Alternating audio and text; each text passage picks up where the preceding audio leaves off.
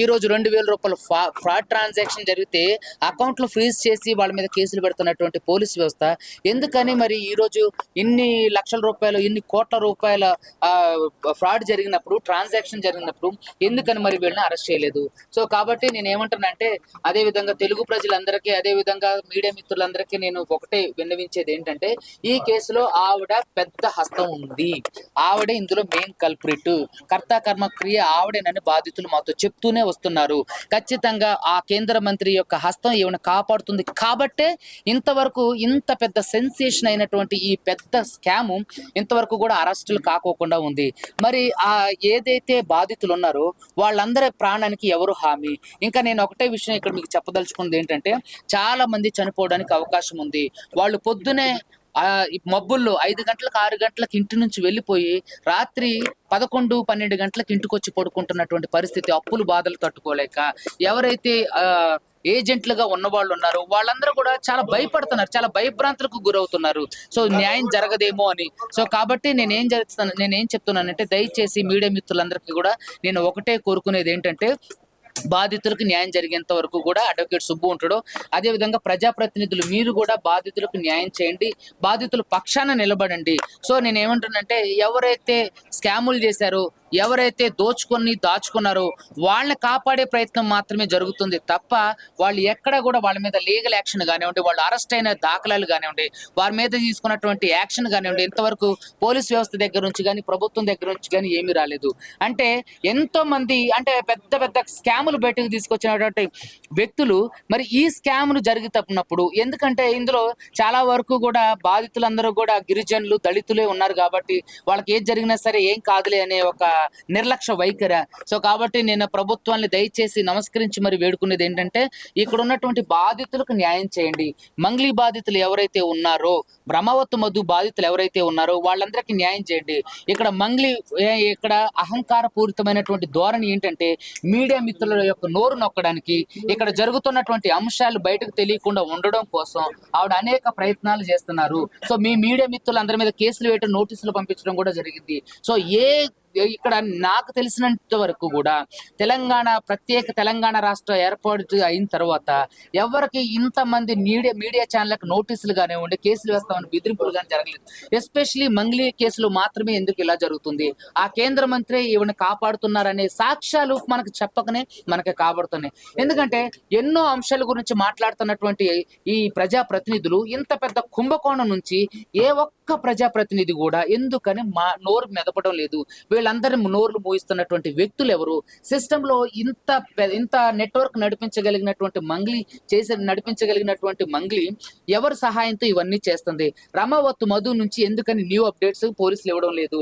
హేమాకాంత్ రెడ్డిని అరెస్ట్ చేసినటువంటి ఈఓడబ్ల్యూ పోలీసులు అతని స్టేట్మెంట్ ని ఎందుకని మరి బహిరంగ పరచలేదు? ఎందుకని అతను ఏం చెప్పిండన్న విషయాల గురించి మాట్లాడలేదు? సో కాబట్టి మీడియా మిత్రులందరికీ నేను ఒకటే కోరుకునేది ఏంటంటే ఈ మీడియా వేదికగా ఖచ్చితంగా అడ్వకేట్ సుబ్బు ఎక్కడా కూడా డబ్బులకు లొంగలేదు. నాకు ఎవరు కూడా డబ్బులు ఆఫర్ ఇస్తానన్నా సరే నేను దానికి లొంగలేదు. ఖచ్చితంగా బాధితుల తరపున కొట్లాడుతాం. ఇప్పుడు కొత్తగా మంగ్లీ మీద ప్రైవేట్ కంప్లైంట్లు హైకోర్టులో ఇప్పుడు ఈ నెల 7వ తారీఖు నుంచి ఓపెన్ అవడం జరుగుతుంది. సో అందరి తరపున ఎవరెవరైతే బాధితులు ఉన్నారో, ఎవరెవరైతే పోలీస్ కంప్లైంట్లు ఇస్తే కేసులు ఫైల్ చేయలేదో ఆవిడ ఇన్ఫ్లుయెన్స్ తో, సో వాళ్ళందరి కంప్లైంట్లు తీసుకొని హైకోర్టులో వాళ్ళందరి మీద ప్రైవేట్ కంప్లైంట్స్ చేయడం జరుగుతుంది. అంటే జనసేన నాయకుడు ఒక తను మధ్యలో మంగ్లీ కేసు టేకప్ తీసుకుని హడావుడి చేశాడు. సో తను కొన్ని డబ్బులు తీసుకొని అమ్ముడు వేరు అని చెప్పేసి కూడా చల్లిస్తాను. నేను అదే అంటానండి, ఈ రోజు వరకు కూడా స్టాండ్ తీసుకున్నటువంటి వ్యక్తులు ఈ రోజు వరకు కూడా ఎందుకని ఇంతవరకు కూడా దాని మీద స్పందించలేదు, ఎందుకు మాట్లాడలేదు? ఈ రోజు వరకు కూడా స్టాండ్ తీసుకోవాలి కదా. ఆయన నైతిక బాధ్యతగా వాళ్ళ సామాజిక వర్గంలో జరిగినటువంటి ఎంత ఫ్రాడ్ గురించి ఎందుకని అతను రాజకీయం మాత్రమే చేయడానికి వచ్చిండా అనే అనుమానాలు లేకపోలేదు. ఎందుకంటే ఇప్పటి వరకు కూడా అడ్వకేట్ సుబ్బు స్టాండ్ తీసుకున్న విధంగా ఎందుకని మరి మిగతా వాళ్ళు ఉన్నటువంటి వ్యక్తులు ఎవరైతే ఉన్నారో వాళ్ళు ఎందుకు మీడియా ముందుకు రావట్లేదు? వాళ్ళు ఎందుకు బాధితులతో టచ్ లో లేరు? వాళ్ళు ఎందుకు మీరు నాతో ఇందాక అన్నారు కదా మీరు ఎమ్మెల్యే కార్యాలయాలు ముట్టడించవచ్చు కదా, అది లీగల్ గా నా పని కాదు కాబట్టి వాళ్ళు నాయకులుగా ఉన్నారు కాబట్టి వాళ్ళ సామాజిక వర్గం వాళ్ళతో ఆ పని చేయొచ్చు. మరి ఎందుకని ఈ పనులు చేయలేదు? ఎవరి స్వార్థం కోసం, ఎవరి స్వప్రయోజనం కోసం, ఎవరి స్వలాభం కోసం ఇవన్నీ చేశారు. సో ఇదంతా మీరందరూ మీడియా మిత్రులు తెలుసు. ఆ రోజు కూడా మీరు అడగలేదు, వాళ్ళని కడిగారు. సో అది నిజంగా అభినందనీయం. ఈ కేసులో ఎవరైతే కల్ప్రిట్స్ ఉన్నారో వాళ్ళందరినీ ఎట్టి పరిస్థితుల్లో వదిలిపెట్టేది లేదు. వాళ్ళందరికీ కూడా ఇప్పుడు ఈ వెకేషన్ కోర్టు ఓపెన్ అవడం తోటే, ఏది వేసవి సెలవులు అవడం తోటే, కోర్ట్స్ ఓపెన్ అవడం తోటే బెంచ్ లో మొట్టమొదటిగా వీళ్ళ కేసులే ప్రైవేట్ కంప్లైంట్లకు ఎఫ్ఐఆర్ చేపించి వీళ్ళు అరెస్ట్ అయ్యేంత వరకు కూడా కృషి చేస్తాం. దానికి మీ అందరి సపోర్ట్ సహకారం కూడా కావాలి. Thank you. అబద్ధం అండి. అది ఏదన్నా ఉంటే నేను అదే చెప్పా కదా, ఆ రోజు ప్రజాక్షేత్రంలో నిరూపించమని కూడా అన్నా. ఆ రోజు మన మీడియా మిత్రులు అందరూ కూడా ఉన్నారు. నేను ఆ రోజు కూడా చెప్పింది ఒకటే, నా బాధితులకు డబ్బులు ఇప్పించేయండి, నాకు అవసరం లేదని అన్నా. నేను మీ మీడియా వేదికగానే చాలా బహిరంగ ఈ రోజు కూడా బహిరంగంగా ఛాలెంజ్ చేస్తున్నా. ఏదైనా అడ్వకేట్ సుబ్బుకు సంబంధించి ఒక్క ఆధార్ అగేన్స్ట్ గా ఉన్నా మీ మీడియా మిత్రులు దగ్గర చెప్తున్నా బయట పెట్టమనండి. మీరు ఏది చెప్తే దానికి సిద్ధం. ఈ కేసులో ఇప్పటి వరకు మీరు పలుమార్లు ప్రెస్ మీట్ పెట్టినా కూడా సపోర్టర్స్ గానీ బాధితులు గానీ మీ ఎమ్మటి వచ్చారు. ఈ రోజు మీరు మాత్రమే ప్రెస్ మీట్ కి రావడానికి గల కారణం ఏంది?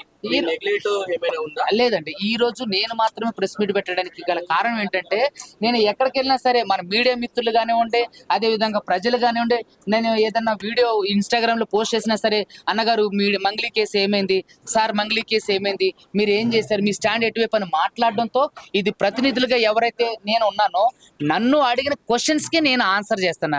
ఇంకా చాలా మంది ఎవరైతే బాధితులు ఉన్నారో వాళ్ళు కూడా అడుగుతున్నారు ఏమైంది మీ కేసు అని. సో అడ్వకేట్ సుబ్బు మీద వచ్చినటువంటి కేసు అంటే అపవాదులన్నింటినీ కూడా క్లియర్ చేయడానికి ఇక్కడ అడ్వకేట్ సుబ్బు ఎక్కడ కూడా కల్పిట్ అవ్వలేదు, అడ్వకేట్ సుబ్బు ఎవరికి లొంగలేదు అని ప్రజలందరికీ తెలియజేయడం కోసం ఈ ప్రెస్ మీట్ యొక్క ముఖ్య ఉద్దేశం. Thank you.